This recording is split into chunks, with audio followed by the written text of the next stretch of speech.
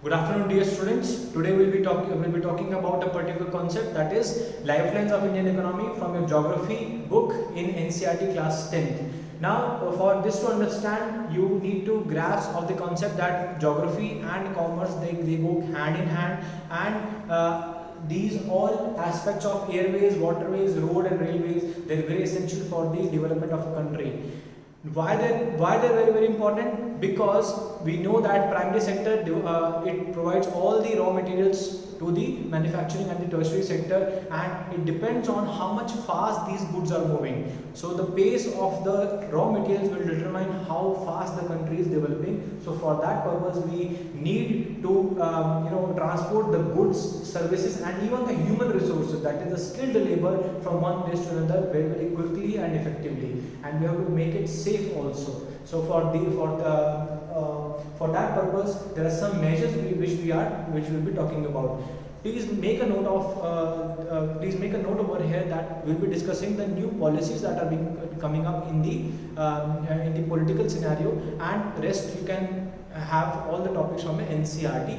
This particular video will be about the new policies that are coming up. So I have provided all these policies in a concentrated form for each and every sector. Let's start with our video. First we'll be talking about roadways. Now roadways, national highways we'll be talking about first, because national highways form the backbone of the road transport system in India. We have about 1.5 lakh kilometers of national highways in India, and they are being taken care of by the NHAI and NHIDCL, which are the two organizations which are taking care of the development of national highways. And there are some e-initiatives also, like we have ETC, that is a fast tag system you have heard about. You have a fast tag chip on your car, and then you have e-way bill. Suppose you are a manufacturer of goods, you are transporting goods more than 50,000 rupees from one place to another. So you have to register all these products, the quantity, the price, into this e-way bill portal, so that the government knows how much tax is moving, how much taxation needs to be levied upon, and how much goods is moving from one place to another. So this makes the taxation system transparent, and it eliminates all the corruption, it eliminates all the octroi and the state taxes which were redundant in nature.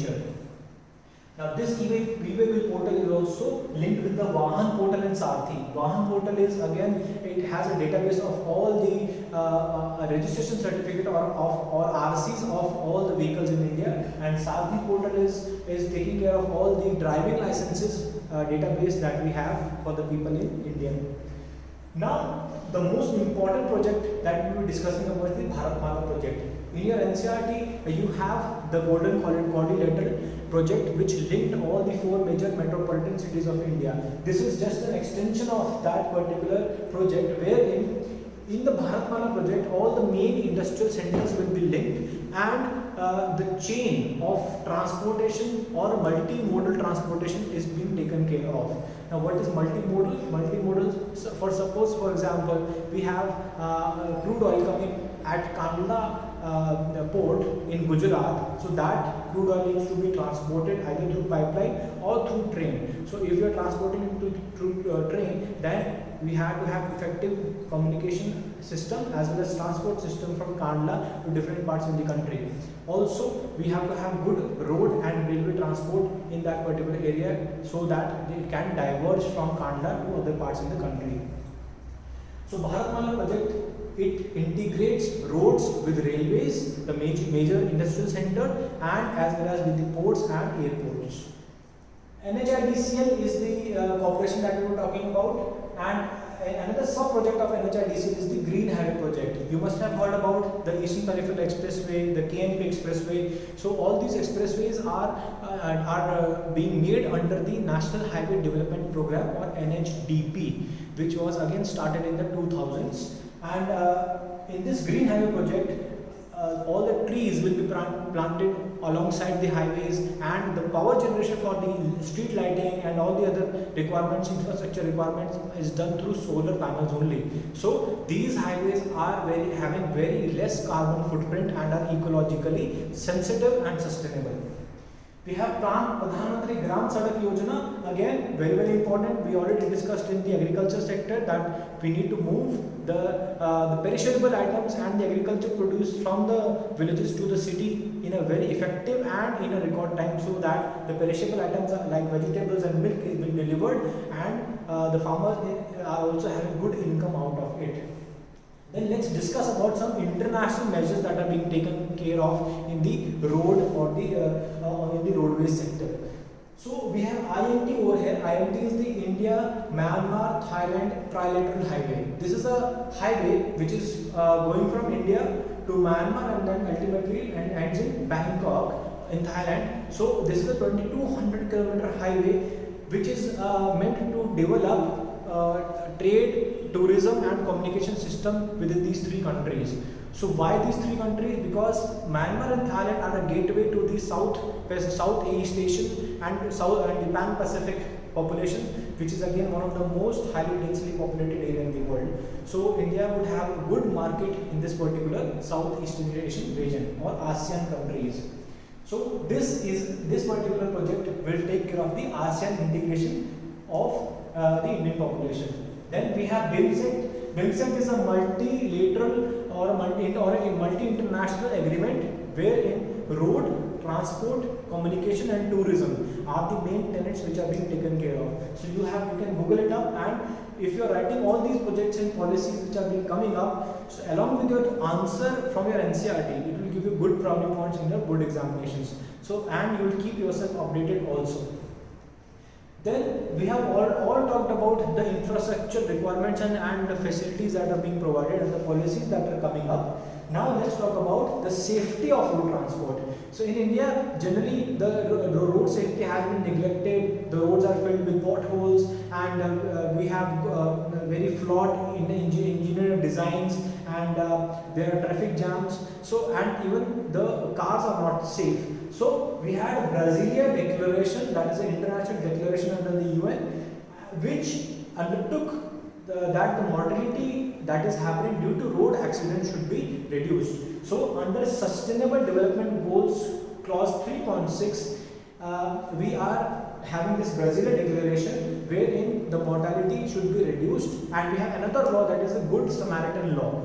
Good Samaritan is any person who helps any other person who has suffered from any accident and is in urgent need of medical attention or medical support. So if a person takes that injured person to hospital, he will not be questioned by the police, he will not be called to any court, he will even be awarded some prize money, and then he will be recognized socially also on social platforms as well. So this is the Good Samaritan law.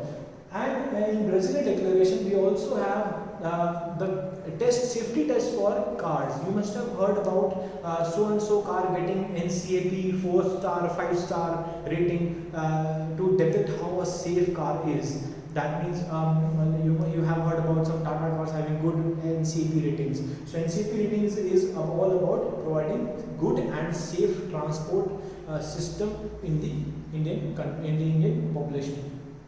Next, let's talk about railways in India.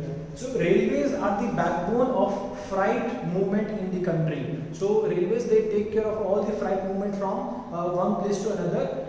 But the only problem is that in India, the freight train movement, जिसे हम मालगाड़ी कहते हैं, that is very slow. In the Indian Economic Survey, which comes out a day before the Indian budget, in I think 2014 or 15, in the Indian Economic Survey, which is being presented in the Parliament, there was a comparison done between the Indian freight train and the Chinese freight train. So in China, the average speed of a freight train is 80 kilometers per hour. On the same hand, in India, it is 20 to 30 kilometers per hour only. So the movement of goods, the freight is very slow. So for that particular, to resolve this particular problem, we have made some changes in the Indian railway system. So what are these? Let's discuss about it. The first and foremost is the flexi fare system. This has been the new development in the for the movement of passengers. So it is not just about goods also, it is all about movement of human resources, that is skilled labor from one place to another. So railways, they transport the highest number of people in India, because again it is very economical also and people can afford it. So flexi fare system is one of the new things that is coming up, so you have to Google about it. Increase in the average speed. As I told you, Indian government acknowledged that the speed of Indian trains is very slow. The tracks which are there cannot support high speed trains. So now in India, the government has taken up after roads to improve the infrastructure for Indian railways. And Mission Raftar is very important. Mission Raftar seeks to increase the average speed of trains by 25 kilometers per hour. I am talking about average speed. Average speed in India is about, for passenger trains, is about only 40 to 50 kilometers per hour. So if you increase it by 25 kilometers per hour, the average speed, then it will be very good. So we will be moving to in phased manner. Then we have rapid rail. Railways are also integrated with road transport as well as air transport. You must have heard about the rapid rail system from Delhi to Panipat. You must have heard about the rapid rail system from Delhi to Meerut, which is now coming up. So all these systems seek to provide movement of goods as well as particularly of passengers from the satellite towns into Delhi and other you can say metropolitan areas in the country. We have the diamond quadrilateral, just like we have the golden quadrilateral over here. We have the diamond quadrilateral in railways, which connects all the cities, all the major industrial towns and cities in India. So you have to think more about it, and particularly this is of very great importance, just like this Bharatmala project.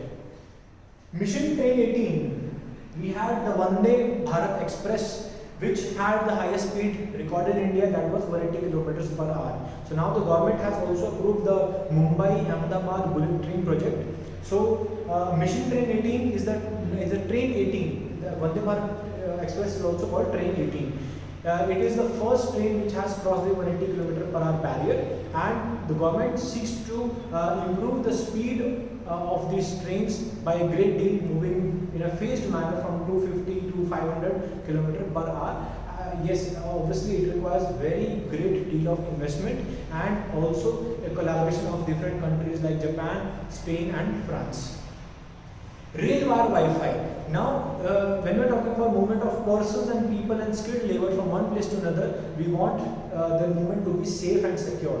So we have some smart stations that are coming up. We had, I don't know if you have travelled by train or not, but yes, the washrooms in the trains were very in a pathetic condition, but now changes have slowly come in the railway sector as well. So we are also providing good infrastructure on the stations as well. So rail wire Wi-Fi is a Wi-Fi system which seeks to provide free Wi-Fi on the railway platform as well as in the railways, and there is continuous CCTV you can say footage and maintenance inside the trains as well to provide more security and to promote surveillance in the train.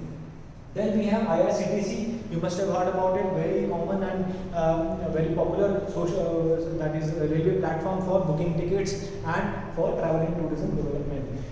E-Drishti software. E-Drishti software is just like Gagan software in the airways. E-Drishti software provides 24 hours GPS surveillance of all the trains, even in the time of fog and adverse weather, so that they can navigate easily and efficiently. So E-Drishti software is basically another E-initiative, just like we have FastTag over here, we have Gagan software over here.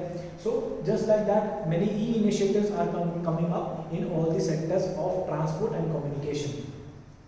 Rail Sahyog portal. This is again one of the portals to promote the movement of freight trains from one place to another. Dedicated Freight Corridors, DFCCIL, Dedicated Freight Corridor Corporation of India Limited. This is again very important topic, just like Bharatmala. Dedicated freight corridors are just like economic corridors in the roadways. So we had economic corridors over here, Delhi-Mumbai economic corridor. Just like that, we had dedicated freight corridors, and they have made a corporation just like NHIDCL. This is very similar.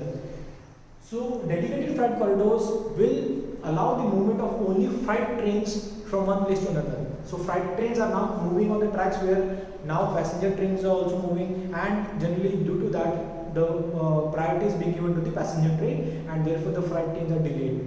So now we are making dedicated tracks only for freight trains so that they can move at a greater speed. And the target of Indian government is to promote or to increase the speed of these freight trains to 80 kilometers per hour.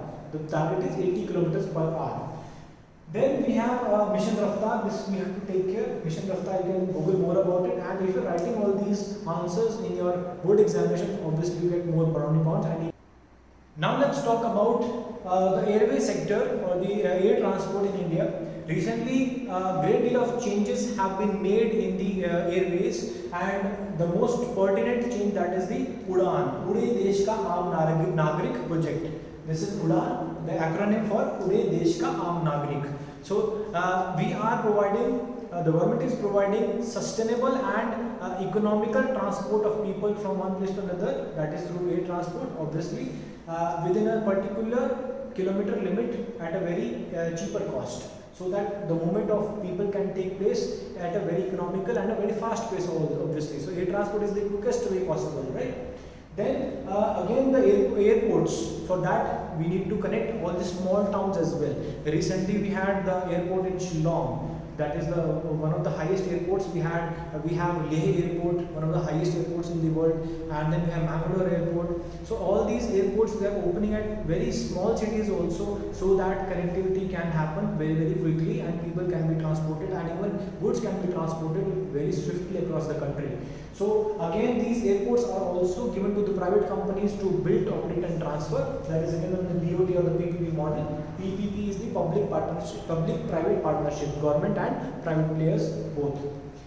Then there are three main policies that we are having, that is the Open Sky Agreement. So India did an agreement with the European Union, with the European countries, as well as with the SAARC countries, Southeast Asian countries, wherein we made an agreement to provide unlimited access to aeroplanes from these countries, from European and SAARC countries, so that we are having the number of flights has been increased, and in the air transport and the footfall for the Indian airspace is increased.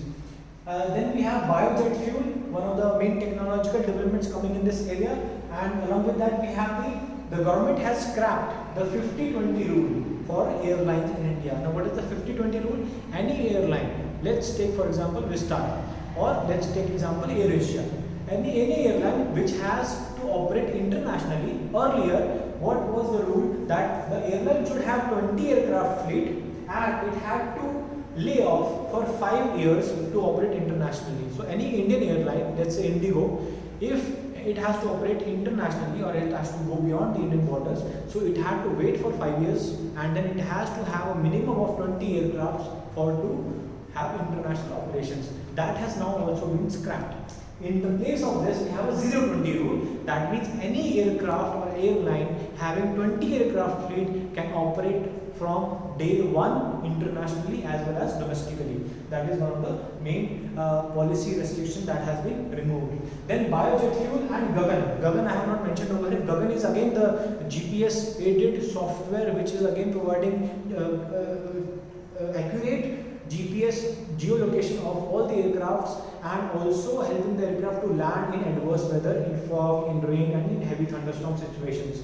So these are some safety and some technological developments coming in this particular area.